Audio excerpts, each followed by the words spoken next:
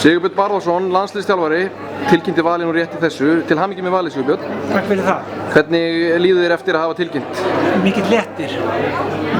Þetta er búið að vera erfiðir dagar að púsla þessu saman? Þeir eru búin að vera mjög skemmtilegir. Þetta er náttúrulega búið að langan aðdraganda. Þetta er búið að vera alveg frá Sleipnismótinu á Selfossi, Reykjavíkurmeistaramótið og Íslandsmót og svo náttúrulega að fara yfir ferlið í kringum okkur, önnur lönd og þannig að þetta hefur verið eitthvað langt ferli í raun og veru en skemmtilegt ferli og það er náttúrulega lúxus vandamál að geta valið úr svona jafnsterkum knöpum sem við vorum að gera og það er lúxus vandamál en það er erfitt og þetta er viðkvæmt líka af því að þeir sem heima sitja sem að jafnvel hefðu mátt fara en svona þetta er hlutskipti manns að taka þessar ákvarðanir.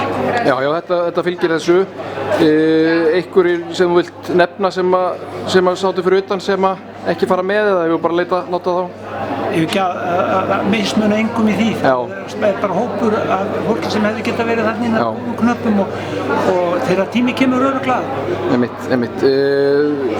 Sko, þetta er náttúrulega einstaklingsíþrótt að hluta til en það hlýtur samt að vera styrkur í að fara með stórt lið. Menn standa saman í þessu þó að það sé einn inn á í einu og þetta er lið, þetta er landslið.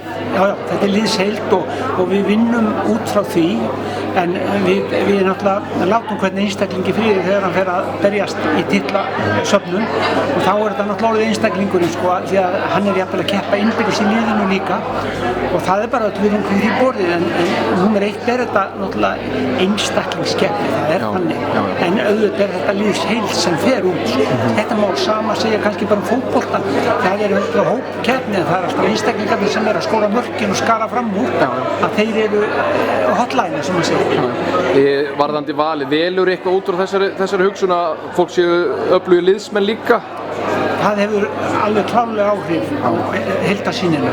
Það er íþróttamanna framkoma og það er svona kurteis og prúðleiki og síðan náttúrulega þetta típiska að þeir hafi blóð på tannen, hafi svona vilji og ætti sér. Já. Sigurbjörn, við komum til með að fylgja ykkur vel út á HM við hjá Auðfaxa og hlökkum til að fylgjast með ykkur út á HM og áfram Ísland.